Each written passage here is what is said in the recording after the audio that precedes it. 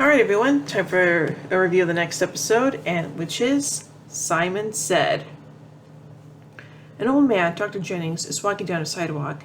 His cell phone rings and he answers it cheerfully. He sees odd visions of himself holding a gun and says, "Alright," in a deadpan tone. He hangs up as a bus passes by on the road with the Blue Ridge logo. The man keeps walking, goes into the store and heads for the gun counter. He asks to see a gun, and the clerk, Dennis, who knows him, laughs as he thinks he is joking. Dr. Jennings notoriously dislikes guns. When the doctor insists, Dennis gives him the one he asks for. Jennings asks what kind of shells it uses, and the clerk shows him. The clerk then offers to take him up to the cabin with him when he goes that weekend to hunt turkey, but the doctor says no, guns freak him out. He starts loading a gun and the clerk freaks out, telling him he can't load the gun on the premises, but the doctor replies, "It's okay. It's all gonna be okay, Dennis." He shoots Dennis. Everyone in the store is screaming, but the doctor says once again that it's all going to be okay, and shoots himself in the head. Sam, who has apparently seen this, is splashing water in his face in the bathroom. The door opens and Dean comes in, saying they have to hit the road, and then stops when he sees Sam's face. "What?" he asks. Later, Dean and Sam are driving and Dean says, "I don't know, man. Why don't we just chill out, think about this?" Sam turns off the radio. "What's there to think about?" he asks, perplexed. "I just know if going to the roadhouse is the smartest idea," replies Dean. "Dean, it's another premonition. I know it," Sam insists. He tells Dean that he knows it's going to happen, then adds may have some connection with the yellow-eyed demon. "That's exactly my point," Dean says. "There's going to be hunters there. I don't know if going in there announcing that you're some kind of supernatural freak with demonic connections is the best thing, okay?" Sam looks shocked. "So I'm a freak?" he asks. Dean smiles at him and says, "You've always been a freak." Jo is playing an arcade hunting game with an older man standing beside her. When she gets a perfect score, he answers to me and says, "Damn, little lady, that was my room money. Well, I guess you're gonna be taking a truck nap tonight." She smiles and leaves. Ellen comes up and tells him he should have checked the highest scores before he put his money down, as they all say Jo beside them. Dean and Sam walk in and Jo goes over. "Just can't say wait, huh?" she says. "No, I guess not," replies Dean. Sam asks for Ashes, and Jo tells him he's in the back room. Sam takes off and Dean apologizes for Sam's behavior and says they're kind of on a timetable and follows his brother. Sam's knocking on a door that says Dr. Badass is in, but no one is answering. Sam looks at Dean and Dean knocks and says, "Hey, Dr. Badass." The door opens and the boys quickly turn away as apparently Ashes bring nothing. Sam says they need his help. He replies, "Well, hell then, I guess I need my pants." He grins and goes back into the room. Ash is on his laptop, looking at the Blue Ridge Busline website. It looks like they have a match, as the logo for the bus is in Girthy, Oklahoma. Sam asks him to check the area for any demonic signs or omens, but Ash doesn't find anything. Sam then asks him to search Guthrie for a house fire in 1983 in a baby's nursery on the night of the baby's 6-month birthday. Ash gives him a look and says, "Well, that's just weird, man. Why would we be looking for that?" The brothers insist. Jo goes to the jukebox to turn on REO Speedwagon. "I Can't Fight This Feeling Anymore." Dean Siglebar looks up. She looks at him. "REO Speedwagon?" he says incredulously. "Damn right, REO," she replies. "I probably have Ash looking for. Your mother died the same way, didn't she? A fire in Sam's nursery?" Dean replies that it's kind of a family thing. She says she could help, but he replies that they need to handle this one on their own. Then he adds, "Besides, if I run off with you, your mother might kill me." They both glance at Ellen, who's standing a little way away. "You're afraid of my mother?" Jo asks. Dean smiles. "I think so." Sam comes up right then and tells Dean that they have a match. They've got to go. Dean tells Jo he'll see her later, and he gets him to leave. Jo looks disappointed. Dean is thinking, "I can't find this feeling anymore," as they drive. Sam eventually says to him, "You're kidding, right?" Dean looks sheepish. "I heard the song somewhere, and I can't get it out of my head." "I don't know, man. What do you got?" "Andrew Gallagher," replies Sam. Apparently he was born in 83 like Sam, and he lost his mother in a house fire too. Dean asks if he thinks the demon killed Andrew's mom, and Sam replies that it sure looks like it. Dean asks how he knew to look for this guy. Sam says every time he said a premonition, it's been about one of the kids the demon came after, like Max Miller. "Yeah, but Max Miller was a pasty little psycho," says Dean. "The point is, he was killing people. I was having the same types of visions about him," so replies Sam. "And I'll go back all over again with this Gallagher guy." Dean asks how they find him, but Sam says there isn't any current address where he lives, but he does have a work address. A woman, Tracy, is pouring them coffee at a diner. "You won't get anything out of Andy, guys. I'm sorry, but they never do." She smiles. "They?" asks Sam. You're debt collectors, right? She says. Once in a while they come by. I don't know what he says to them, but they never come back. Dean comes in and tells her that they're actually lawyers, representing Andy's great-aunt Lita, who passed away, but she left him a sizable piece of estate. Sam asks her if she's a friend of Andy's, and she replies she used to be, but she doesn't see much of him anymore. Just a young man, Wilbur, walks up and says, Andy? Andy kicks ass, man. Is that right? Asked Dean. The guy replies that Andy can get him into anywhere. He got him backstage at an Aerosmith concert once. The girl sends him away and says if they want to find Andy, they should try Orchard Street and look for a van with a barbarian queen riding a polar bear painted on the side. They found the van, and Dean comments that he's starting to like this dude. This van is sweet. He turns to look at Sam, and he looks upset. What's wrong? He asks. And Sam replies nothing, but Dean keeps bugging him. Sam replies that Andy is the second guy they found like this. The demon came from them when they were kids, and now they're killing people. Dean says they don't know what Andrew is. He could be innocent. My visions haven't been wrong yet, says Sam. Dean asks him what's his point, and Sam replies, my point is, I'm one of them. Dean says, no, you're not. Sam says, saying, the demon said he had plans for me and all the children like me. Maybe this is his plan. Maybe we were a whole bunch of psychic freaks. Maybe we're all supposed to be, what, killers? Cousin Dean? Yeah, says Sam. The demon wants you out there killing with your minds, is that it? Dean asks. Give me a break. You're not a murderer, Sam. You don't have any of your bones. No, retorts Sam. Last I checked, I kill all kinds of things. Dean realizes those things are asking for it. There's a difference. Stop talking to see Andy come out of a house, walk along for a bit, and then approach a man holding a takeaway coffee. Smiling, he asks the man for the coffee, and the man is disturbingly happy to pass it over. Andy then approaches and shakes hands with the same older man as Sam saw earlier in his visions. That's him, says Sam. That's the shooter. Sam gets out and follows the older man, while Dean stays in the car to watch Andy. Andy leaves in his van, and Dean follows in the Impala. The van stops, and Dean stops behind him. Andrew gets out of his van and walks over to the Impala. Meanwhile, Dean quickly puts a gun in his jacket. Hey, says Andrew, walking up to the car. That's a cheery ride, he says. He starts asking questions about it. Dean tells him he just rebuilt it. Can't let a car like this one go, he says. And Andrew agrees. Can I have it? He asks. And Dean gets out. Sure, he agrees. Thanks, says Andrew, and drives away, leaving Dean standing there with a confused look on his face. Sam is still watching Dr. Jennings, and sees his cell phone ring, and then the doctor answers it. Sam sees the bus go by, the same one as his vision. He goes into the store where the guy buys the gun, and he pulls the alarm and leaves his door. The man walks up outside, looking confused, and stops instead of going in, and walks away. Sam thinks everything's okay when he suddenly sees the Impala drive by with someone else in it. Then the doctor's phone rings again, and he picks it up. Sam calls Dean. Hey, Andy's got the Impala. He asks. I know, admits Dean. He just asked me for it, let him take it. You what? Exclaims Sam. He fully on Obi-Wan to me. It's mind control, man. Dean cries indignantly.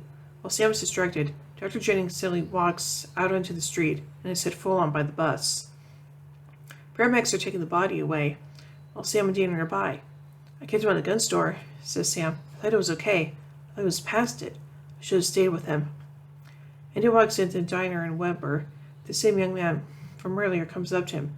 Andy, what's up, dog? He'll stand up for a high five. Andy walks forward. Ben goes up to Tracy. He tells her Dr. Jennings is dead. He was upset and wanted to see her. I'm glad you did, she says. He takes his hands. I missed you. Then she tells him that there were a couple of guys there that morning looking for him. Dean and Sam find the Impala parked beside the road, and Dean runs over. Thank God, he says. I'm sorry, baby. I'll never leave you again. At least I have the keys in. Talking about Andy, and Dean says it seems he can't just work his mojo but just by twitching his nose. He has to use verbal commands. Sam says that the dog had just got off his phone, and when he walked in front of the bus, Sandy must have called him or something. I don't know, maybe, says Dean. Maybe, says Sam. I just know if he's our guy, Sam, admits Dean. Dean, you just had O.J. convicted before he even got out of his white Bronco, and you have doubts about this? Sam asks graciously. It just seems like a stone cold killer type, argues Dean. And O.J. was guilty. Sam asks how they're going to track this guy down, and Dean replies it's not a problem. They've just located Andy's van, as it's not very inconspicuous.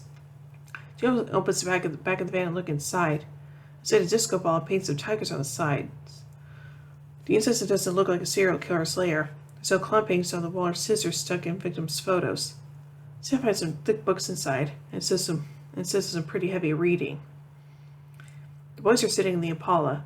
Sam's reading some papers and Dean is eating lunch. One day I'd just like to sit down and eat something that I don't have to microwave at a mini-mart, he muses. Sam doesn't understand the motive, as the doctor was squeaky clean. He doesn't understand why Andy wanted to kill him. Dean says, if it was Andy. Sam gets upset. Dude, enough! The man was mind controlled in front of a bus. Andy just happens to have the power of mind control. You do the math. I just don't think the guy's got in him, that's all, says Dean. Sam is why he's bending over backwards to defend Andy. Dean replies because Sam isn't right about this. Just then Andy comes to the window and asks why they're following him. Sam starts to say they're lawyers, but Andy says, tell the truth. Sam says nothing, but Dean suddenly says, when demons? Sam looks at him in shock and Andy says, what? Demons, spirits, things where some race you wouldn't even touch. Sam was my brother, Dean babbles. Dean, shut up, says Sam, and Dean replies, I'm trying, but he keeps talking. He's psychic like you. Well, not really like you, but see, he thinks you're a murderer. He's afraid that he's going to become one himself. Because you're all part of something terrible. I hope to tell him that he's wrong. I'm starting to get a little scared that he might be right. And he tells him to leave him alone, and he walks away. Sam gets out of the car and follows him. And he tells Sam to leave him alone, but Sam keeps coming after him. Sam asks him if his powers started a year ago. Little things at first, but they got better at controlling it. And he asks him how he knows all this. Sam replies because it happened to him too. He asks why Andy told the doctor to walk in front of a bus. And just as Andy's saying, what? Sam starts to have another vision. He sees a woman on fire next to her car. Andy says he didn't kill the doc. A woman's at a gas station filling up her car. Her cell phone rings and she answers it. Sure, I can do that, she says and hangs up. Then she goes over to the gas pump and begins pouring gasoline over herself. Antinda notices and shouts for her to stop, but she says it's going to be okay, and lights herself up using a lighter. Ugh. Dean runs up and asks him, what is it? Sam sits on the ground and tells him he saw a woman burning alive. At a gas station. She's going to kill herself. What does it mean, going to? Asks Andy. Dean tells him to shut up. She gets triggered by a call on her cell. Dean asks how long, but Sam doesn't know. As long as we keep our eyes on this son of a bitch, he can't hurt her. Andy says he didn't hurt anyone, but they hear sirens coming and a fire truck passes by. Sam tells Dean to go and see what's going on, and he stays with Andy. Dean calls him and tells him she's dead. It happened just like Sam said. Sam asks when, and Dean tells him just before he got there. He has to with his visions. It wasn't even Head Start. Sam says he doesn't know. He can't control it. Dean says they were with Andy the whole time, so it can't be him. It's got to be someone else doing this. He says he'll dig around here and see what else he can find. Sam is telling Andy about his premonitions. So premonitions about when people are going to die? That's impossible, says Andy. Sam smirks. People say the same thing about what you can do. Andy shrugs. Death visions? That sucks. I mean, I get visions. When I got my visions, it was like a gift. It was like winning the lottery. Sam asks him why he still lives in a van. As he could have anything he ever wanted. Andy replies he has everything he needs. Sam asks him if he's really not a killer, and Andy says, that's what I'm trying to tell you. Dean comes back and tells him the victim's name was Holly Beckett, 41, single. He says he called Ash on the way over, and Ash told him that Holly gave birth back in '83 on the same day Andy was born. Sam asks him if he was adopted, and he says yes. And you neglected to mention that? Says Dean. Andy replies it never really came up. He says he never knew his birth parents, and asks if they really think this woman was his birth mother. Dean says he tried to find it out, but that information is locked up. Screw that, says Andy. Andy's telling the older man who works there he should go get a coffee, and the man leaves. They start looking at the information and find Sam, and Sam finds that it's true. Holly Beckett was Andy's mother. He also finds that Dr. Jennings, the man who was killed, was a doctor. He was there when Holly gave birth and oversaw the adoption. Dean wants to kill them. Sam says he has a pretty good guess. Holly Beckett gave birth to twins. Sam tells that Holly put both of them up for adoption, that his brother's name was Ansem. Dean's getting a picture of him. He shows Andy. It's Weber, the young man from the diner. Ansem walks up to Tracy, the one who works there. He says that Andy and her used to go out, and he wonders if they ever had anything serious. She says no, but he tells her to tell the truth. Sam said he'd tell him everything he knows about this guy Ansem, and he tells him that he showed about 8 months ago and acted weird, trying too hard to be his friend. Dean wonders why he didn't just tell him the truth. Sam starts rubbing his head. He's getting another vision. Tracy's walking over to the edge of a very high dam. She's crying as she jumps over the edge. Sam opens the car, groaning, and Dean runs over to him. Ansem pulls up next to the dam with Tracy in the car with him. He tells her that he always takes girls here. He They like it, or at least he likes it, so of course they like it too. She says she just wants to go home. He tells her to stop crying, and she stops immediately. Ansem tells her he knows about how she feels about Andy, but he's Ansem's family, not hers. He says she can't have him. She won't have anything after tonight. Sam and Dean get out of the car, and Dean opens the trunk. Sam tells Dean to stay back, and Dean agrees, saying he's had his head messed with enough for one day. And he says he's coming because Tracy's up there. Meanwhile, Ansem is telling Tracy that when they're done, he wants her to head over to the edge of the dam and jump off. He says that she will, because she knows she can fly. She'll be scared.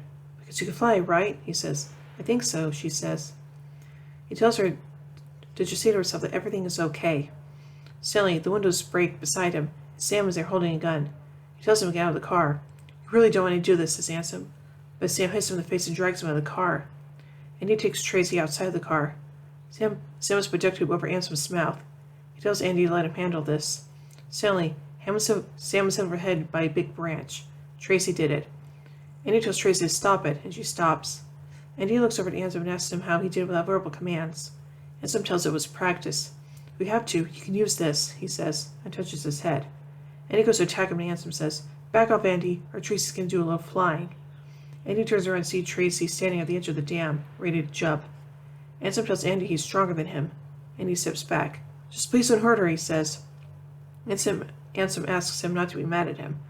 He says it's wrong. He says he knows it's all wrong. It's just Tracy's trying to get between them. He says she's garbage. They all are. We can push him. We can make them do whatever you want. He tells Andy he wanted to tell him for so long, but he didn't let him. He said I had to wait for the right time, he says.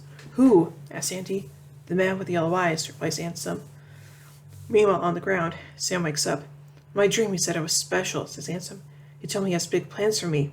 Wait till you see what's in store for both of us. Dean's curling up in the bushes with a gun. Andy asks why Ansem killed her mother, Dr. Jennings. Because they split us up, yells Ansem. They ruined our lives, Andy. We could have been together all this time, instead of alone. I couldn't let them do that. I couldn't let them get away with that. No. From a distance, Dean loads a sniper gun. Suddenly Ansem turns around. I see you, he says. Bye-bye. And suddenly Dean points the gun at his own head. A shot goes off. Tracy slowly turns around and sees Ansem on the ground, and Andy is holding a gun. The police are talking to Andy, and Andy tells them that Ansem shot himself. They saw it happen. The police believe him because of his power. Sam and Dean are watching. He's getting better at it, says Sam. Andy looks at Tracy, but she looks away. Show her look at me, Andy says to them, and Sam replies, yeah, she's pretty shaken up. No, it's different. I never used my mind thing on her. Before last night, she's scared of me now, Andy replies sadly. Sam tells them that they have to leave. He gives Andy his cell number and tells him that if anything comes up, he can call him. Andy asks what he's supposed to do now. Dean tells him, be good, Andy, or we'll be back. The boys walk away. So I was right about Andy, says Sam. He was a killer after all. He's a hero, says Dean. He saved his girlfriend's life. He saved my life. Bottom line, last night, he wasted somebody, says Sam. He's not informing him about Psycho, replies Dean. He was pushed into that. Sam says they all were. Ansem was, Max was, and Sam himself was by Jessica's death. Dean asks him what his point is, and Sam says that under the right circumstances, everybody's capable of murder. You know, maybe that's what the demon is doing, pushing us, find a way to break us. Sam, we don't know what the demon wants, okay? Quit worrying about it. Dean walks over to the car. I heard you before when Andy made you tell the truth. You're just scared of this as I am, insists Sam. Dean argues that he was mind-controlled and says they just have to keep doing what they're doing, find the demon and kill it. They get a call from Ellen, and they go to the roadhouse. Ellen tells Joe to get another case of beer. Even though Joe complains, Ellen makes her go. Ellen then asks Dean and Sam if they want to tell her about the last hunt they were on. Not really, replies Dean. No offense, it's just kind of a family thing. Not anymore, says Ellen, pulling out some papers. I got this stuff from Ash. Andrew Gallagher's house was burned down on his 6-month birthday, just like yours. Think it was the Demon Ball Times, don't you? Sam says yes. Dean comes in and says it's none of her business. She doesn't mind his tone with her. It's not just their war, it's their war, it's war. She says something big is coming and it's coming fast. She says all they have is each other. No secrets or half-truths here, she adds. Sam then tells her about his powers. He tells her that the demon said he had plans for the people like him. Ellen asks if the psychics are dangerous. Dean says no, not all of them. Sam adds, but some of them are. Ellen asks if they have anything else in common. And Dean tells her about the mother always being killed in a fire on the night of the kid's 6-month birthday. Sam gets in and says that's not true. Sam says there are no fire anthems passed. Nothing out of the ordinary. Ellen says that it breaks the pattern, which will make them impossible to track. There's no way knowing how many are out there, says Dean. Ellen tells Jo she better break out the whiskey instead. So now let's take a look at some continuity here. This is the first appearance of Andy Gallagher. Ellen Harville previously appeared in Bloodlust. Ash previously appeared in Everybody Loves a Clown. Jo Harville previously appeared in Everybody Loves a Clown. This is the first episode to show Sam's immunity to other supernatural beings' powers. In this case, Sam is immune to a fellow special child's powers. This episode introduces us to the idea that every parent interferes with Azazel's plans, assuming that the pattern they discovered is broken. This recent discovery makes it harder for the brothers to track down anyone else that might be a special child. Sam saw the future at the beginning of the show and later sees the death of Andy's biological mother in the present. And now let's take a look at some trivia. In an interview with Winchester Radio, Gabriel Tigerman, who played Andy, stated he originally auditioned for the role of Neil in the previous episode, Children Shouldn't Play with Dead Things. When Dean says he isn't sure that Andy is the killer, Sam responds, "Dean, you had OJ convicted before he got off his white Bronco, and you have doubts about this?" He was referring to O.J. Simpson, the Heisman Trophy winner, former professional football player who was accused and later acquitted of murdering his wife in 1994. Looking at Andy's van, Dean comments, "Looks like a serial killer's lair, though. There's no clown paintings on the walls or scissors stuck in victims' photos. I like the tiger." Dean mentioning clown paintings is a reference to John Wayne Gacy, who was underpaid portraits of his alter ego Pogo the Clown while incarcerated. In season 14's Lebanon, Gacy appears as a ghost accidentally released from a cigar box by teenagers in Lebanon, Kansas. And now finally, let's take a look at an error. The vehicle with Oklahoma registration plates have those plates front and rear. Oklahoma only uses rear registration plates. I did not know that. So overall, I think this episode is kind of interesting, and I like the fact that it introduces two of the special children with kind of the same powers, but of course only one makes it out in the end, so there you go. So overall, I give Simon Said 4 Impalas out of 5. Well, anyway, tune in a bit as we take a look at the final episode of the day, No Exit. So, until then, carry on, my wayward sons and daughters.